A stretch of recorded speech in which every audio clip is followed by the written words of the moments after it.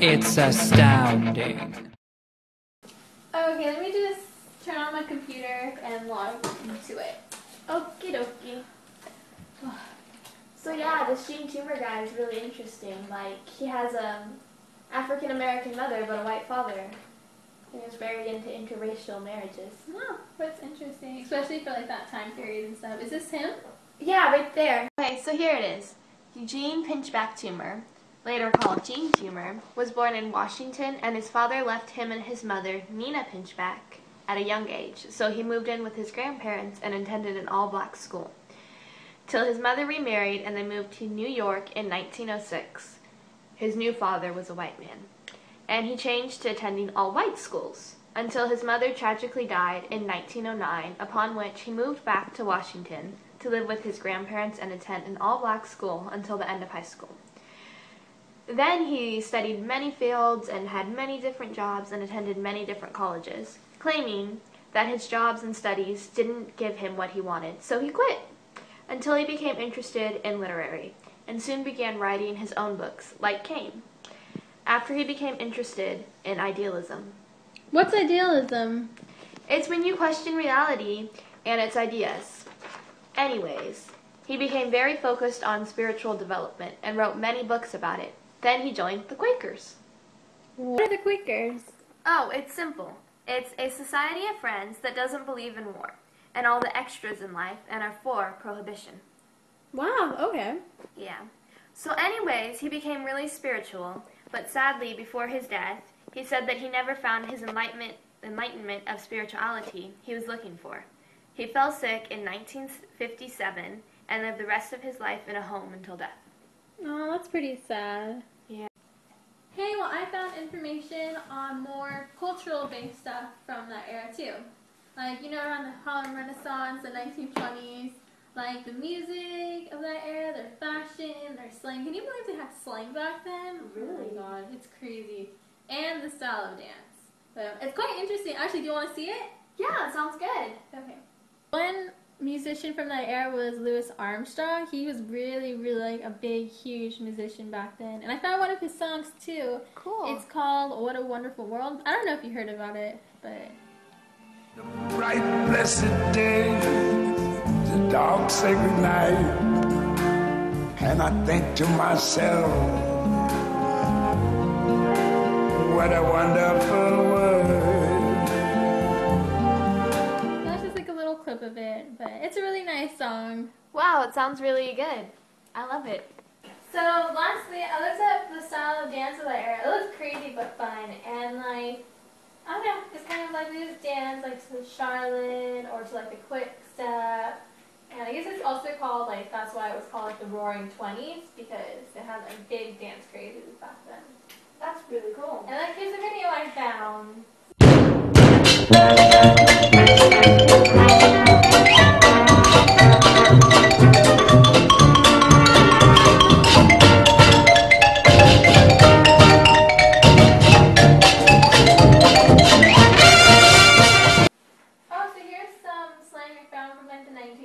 There's actually a lot of words. Yeah, there is. Bell bottom means sailor. What? Yeah. And then a bees knees means like an extraordinary person, thing, idea, the ultimate. Oh my gosh. And bird means woman? Wow. You're such a bird. Nothing. Okay, so basically that's all the research I did. Wow, it was really good. Alright, well, I gotta go. No. So, see you tomorrow. See you tomorrow in class for Oh, like yes. a lecture. Oh, yes. Bye. Attention students, today we will be continuing our journey through the Harlem Renaissance by discussing famous poets of that time era, both black and white.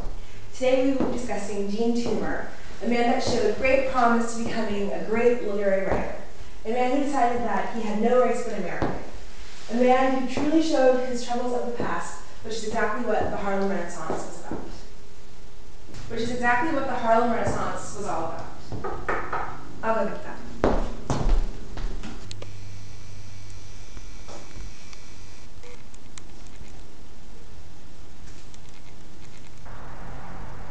Hey, I think we're on that old TV show, all that jazz. Yeah, We are. Right? Is that Gene Tumor? Yeah, I think it is. What is someone famous like him doing here? I don't know. Did you know he was married twice? Really? Did you know he was interested in Unitism? Yeah, I heard that he was so interested that he moved to Chicago to get more followers. Well, I heard that after he got remarried, he joined the Quakers. Anyways, what is he doing here in New York? No clue. Maybe visiting? Look, he's coming over to our table. Oh my gosh, oh my gosh, oh my gosh. Or maybe to some friends. How old is he? Well, I heard he's around 40. Born December 26th, 1884. And he still looks like a young fellow. Is he married? Yeah, but he's been in a lot of scandals. Scandals? What scandal? I can't say. It's just something I heard around Harlem. He's friendly with women. That's what he knows. Interesting. Actually, I'm not surprised. He's written many plays and done so much with magazines. He's becoming quite popular now. Girls, look! Oh my god! He's coming this way!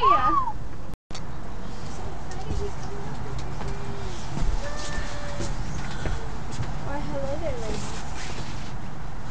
Hey. Hi. Mr. Cooper. How are you doing? I'm doing very well.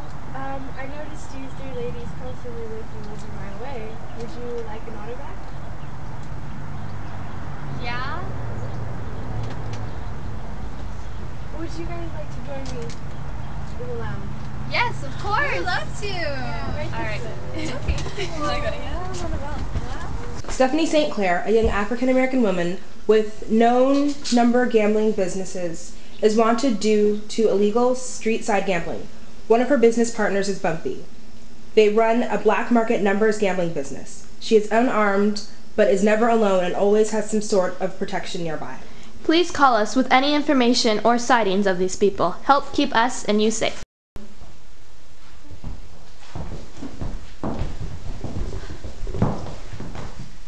I have a special presentation for you ladies. Maybe? Spatial depth of being survived. The birth to death recurrences. Of feet dancing on earth and sand. Vibrations of the dance survive. Why, that's splendid, Mr. Tumor. We're such big fans of yours. Please take a seat. Mr. Tumor, what brings you here to New York City? Well, actually, I am attending this University of New York in New York City.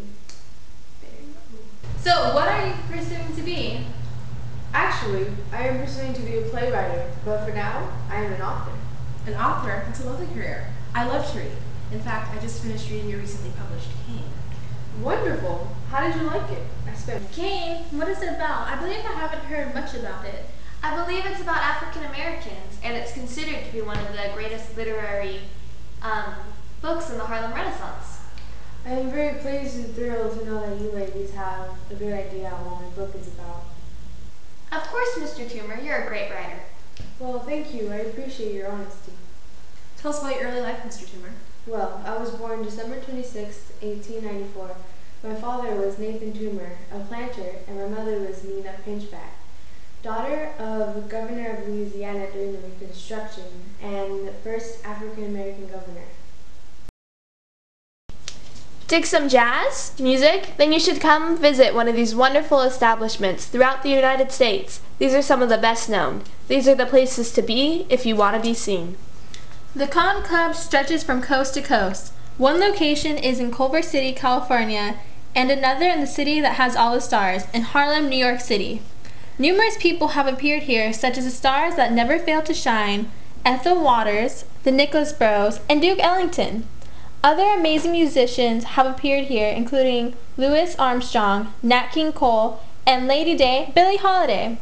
This club will also be featuring poets like Gene Tumor, famous for his work such as Her Lips Are Copper Wire. Ready to get down and chill out to some music? Another place to be is the oh-so-wonderful Savory Ballroom, located in Harlem, New York City. It is famous for the Lindy Hop and its Cool Cat bands. This is the place to be if you have some moves. Moves, you say? Yes, you're right.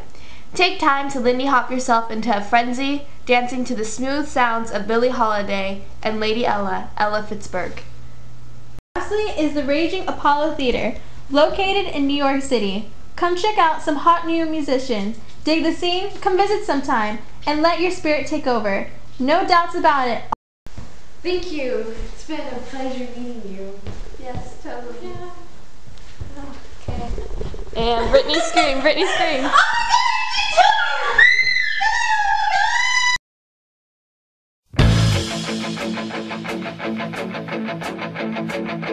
It's astounding. Time is fleeting.